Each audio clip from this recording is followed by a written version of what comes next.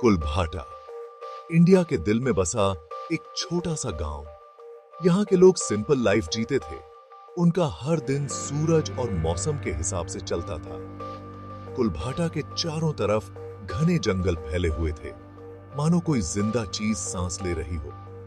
गांव वाले जंगल की इज्जत करते थे। वो उस पर अपने खाने पीने के लिए डिपेंड करते थे, लेकिन उसके राजों से डरते भी थे। रात को शेर टहलते थे। उनकी दहाड़ अंधेरे में गूंजती थी।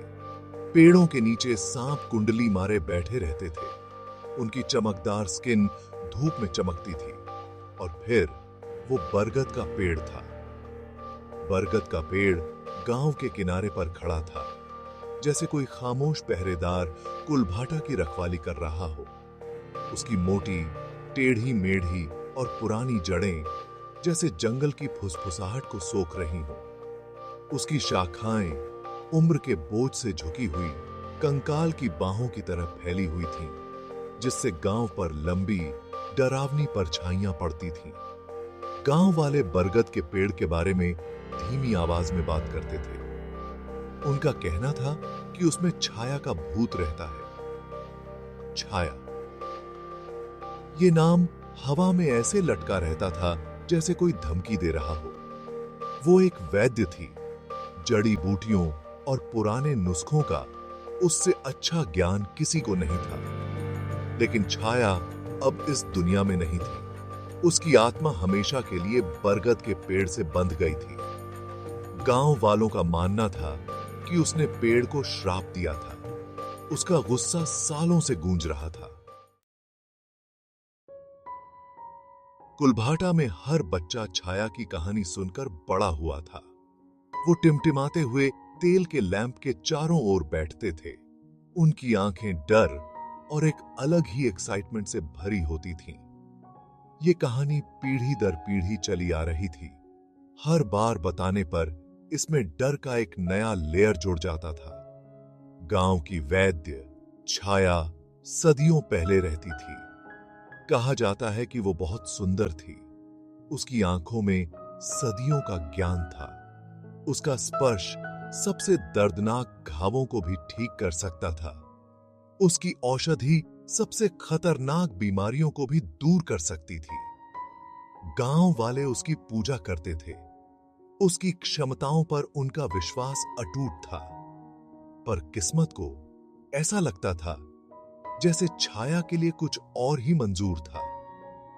कुलभाटा में एक अजीब सी बीमारी फैल गई, जिसने छोटे बड़े सभी को अपनी चपेट में ले लिया। बेरहम बीमारी का सामना करने के लिए गांव वाले अपनी एकमात्र उम्मीद छाया के पास गए।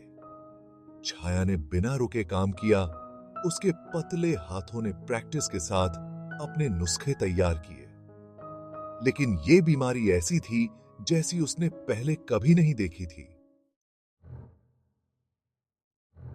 छाया की तमाम कोशिशों के बावजूद बीमारी फैलती रही। डर ने गांव को अपनी चपेट में ले लिया। उसने अपने ठंडे हाथों से उनके दिलों को जकड़ लिया। फुसफुसाहट धीरे धीरे शुरू हुई। शक रेंगते हुए सांपों की तरह घुस आया।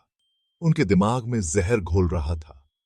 क्या होगा अगर छाया जानबूझकर बीमारों को ठीक नहीं कर रही है? क्या होगा अगर वो ही उनकी तकलीफ का कारण है? एक बार बोया गया शक जंगली घास की तरह बढ़ता गया। तर्क और बुद्धि का गला घोंट रहा था। गांव वाले, जिनके दिल दुख और डर से भरे हुए थे, छाया के खिलाफ हो गए। उन्होंने उस पर काला जादू करने, उन्हें प्लेग का श्राप देने का आरोप लगाया। उनका डर गुस्से में बदल गया। उनकी मजबूरी ने उनके गुस्से को और भड़का दिया। छाया,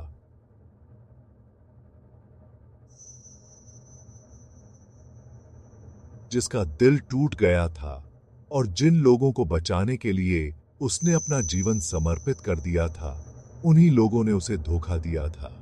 उसने उनसे विनती की। उसने उनके डर के साथ रीजन करने की कोशिश की।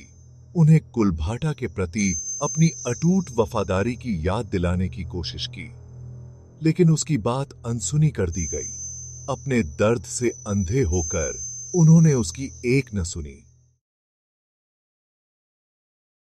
गांव वालों ने छाया को घसीटते हुए गांव के किनारे ले गए। उनके चेहरे पर गुस्से और डर का एक भयानक मिश्रण था। उन्होंने उसे बरगद के विशाल तने से बांध दिया। उनके हाथ अपराध बोध और गुस्से के मिश्रण से कांप रहे थे। जंगल तुम्हारी कब्र बने, उन्होंने ऐलान किया। उनकी आवाज नफरत से भरी हुई थी और इसलिए उन्होंने उसे वहीं छोड़ दिया, अकेली और बेसहारा, बेरहम जंगल की दया पर। कहानी यह है कि छाया ने जैसे ही उसकी सांसें थम गईं, उसने गांव को श्राप दिया। उसने कसम खाई कि उसकी आत्मा हमेशा के लिए बरगद के पेड़ में रहेगी। उसका गुस्सा हर उस पर टूटेगा जो उसकी परछाई में जाने की हिम्मत करेगा।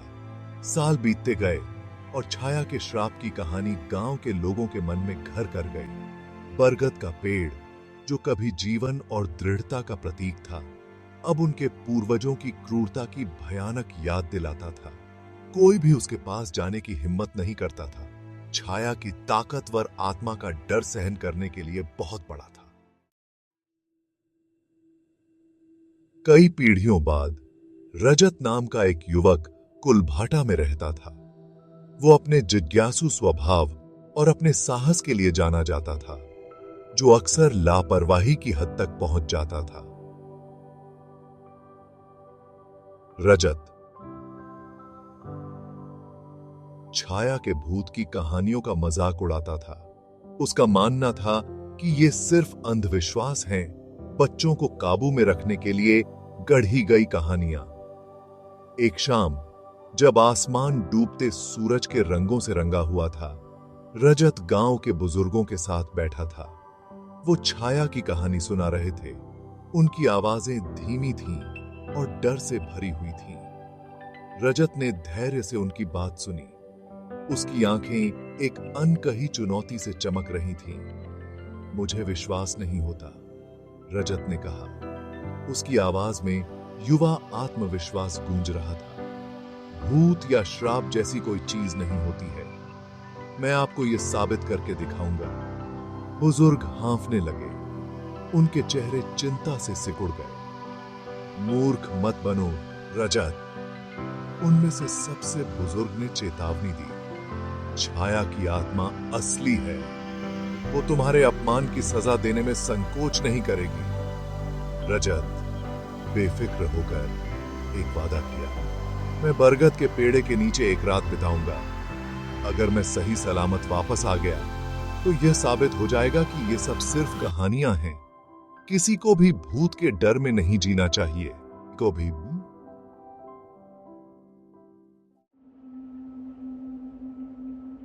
जैसे ही अंधेरा कुलभाटा पर छाया, जिससे गांव में लंबी भयानक परछाइयां फैल गईं, रजत ने खुद को तैयार किया।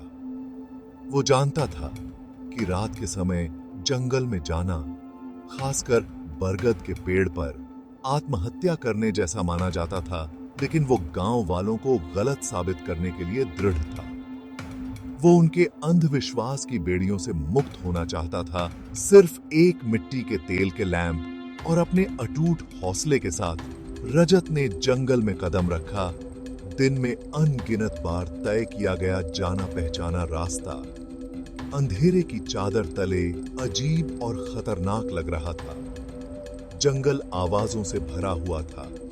पत्तों की सरसराहट, झींगुरों की चहचहाहट, उल्लू की दूर से आती हूटिंग पत्तों की हर सरसराहट, टहनी का हर टूटना रजत के कानों में चेतावनी की फुसफुसाहट की तरह लग रहा था। जैसे जैसे वो जंगल के बीचों बीच बढ़ता गया, पेड़ घने होते गए। उनकी शाखाएं ऊपर की ओर आपस में जुड़ती गईं, जिससे चांदनी पूरी तरह से रुक गई। हवा में गीली मिट्टी और सड़ते पत्तों की गंध भर गई। रजत माहौल में एक बदलाव महसूस कर सकता था, एक ऐसा बदलाव जिसने उसकी रीढ़ की हड्डी को हिला दिया।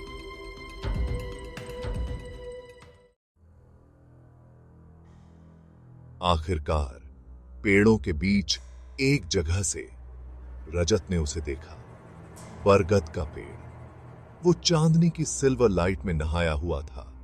उसका विशाल साया उसके ऊपर एक भयानक भूत की तरह मंडरा रहा था। पेड़ के आसपास की हवा अलग महसूस हो रही थी, ठंडी, भारी, जैसे कोई अनदेखी चीज उस पर दबाव बना रही हो, उसकी सांसें चुरा रही हो। जैसे ही वो बरगद के पेड़ की छाया में कदम रखता है, रजत को अपनी रीढ़ की हड्डी में ठंडक महसूस होती है। वो हवा को पत्तों से सरसराते हुए सुन सकता था। आवाज लगभग इंसानों जैसी थी, जैसे कोई दर्द भरी आह भर रहा हो। उसका मिट्टी के तेल का लैंप टिमटिमाया, जिससे नाचती हुई परछाइयां पड़ी, जो उसके आसपास मुड़ती हुई और टेढ़ी मेढ़ी होती हुई उसके सामने ही भयानक आकार लेती हुई प्रतीत हो रही थी। वो अपने दिल को अपनी छाती में जोर जोर से धड़कते हुए महसूस कर सकता था। जंगल की खामोशी के खिलाफ एक ढोल की थाप। उसने खुद से कहा कि यह सिर्फ एड्रेनालाइन था, रात में जंगल में अकेले होने का स्वाभाविक डर। लेकिन गहराई से एक गुप्त प्रवृत्ति ने चेतावनी दी, उसे वापस मुड़ने, इस जगह से भागने का आग्रह किया। अपने दिमाग में आवाज को नजरअंदाज करते हुए रजत बरगद के पेड़ के नीचे बैठ गया। उसकी पीठ खुरदरी छाल से सटी हुई थी। उसने अपनी गर्दन ऊपर उठाई, पत्तों की छतरी को देखने की कोशिश की, लेकिन अंधेरा घना था। बरगद का पेड़ चांदनी को निगल रहा था। उसकी शाखाएं लालची उंगलियों की तरह फैली हुई थीं, खुद के लिए रोशनी छीनने की कोशिश कर रही थी। घंटे धीरे धीरे बीतते गए। घड़ी की हर टिक टिक एक अनंत काल की तरह लग रही थी। और फिर रजत ने उसे देखा। परछाइयों से एक आकृति प्रकट हुई, जो खुद अंधेरे से आकार ले रही थी। यह एक महिला थी। उसके लंबे काले बाल उसकी पीठ पर स्याही के झरने की तरह बिखरे हुए थे। वो खूबसूरत थी। उसकी आंखें ऐसी थीं जो उसे देख रही थीं। छाया, रजत को एक ऐसी निश्चितता के साथ पता था जिसने उसे हिलाकर रख दिया था कि वो छाया को देख रहा है। उसकी छवि चांदनी में लहरा रही थी। उसकी सफेद साड़ी उसके चारों ओर धुएं के बादल की तरह लहरा रही थी। उसकी आंखें एक प्राचीन दुहक से भरी हुई थीं। उसकी आंखों से मिली और रजत ने अपने ऊपर उदासी की एक लहर दौड़ती हुई महसूस की, इतनी गहरी कि उसकी सांसें रुक गईं। अगली सुबह जैसे ही सूरज की पहली किरणों ने घने पेड़ों को भेद दिया, गांव वाले सावधानी से बरगद के पेड़ के पास पहुंचे। उन्होंने रात जागते हुए बिताई थी। उनके सपने रजत और छाया की ताकतवर आत्मा की छवियों से भरे हुए थे। वहां प्राचीन बरगद के पेड़ के नीचे उन्होंने रजत को पाया। वो जमीन पर बेसुध पड़ा था। उसका चेहरा पीला पड़ गया था। उसकी आंखें आकाश की ओर खाली घूर रही थीं। उसका मिट्टी के तेल का लैंप उसके पास पड़ा था। उसकी लौ बुझी हुई थी, जिससे तेल की तीखी गंध और तीखे धुएं का एक गुब्बार निकल रहा था। गांव वाले हांफने लगे। उनके चेहरे दहशत और भयानक कौतूहल से भर गए। उन्हें इस नतीजे का डर था, फिर भी उनका एक हिस्सा उम्मीद कर रहा था कि रजत उनके डर को निराधार साबित कर देगा। लेकिन उनके सबसे बुरे सपने सच हो गए थे। छाया का श्राप असली था और इसने एक और शिकार कर लिया था।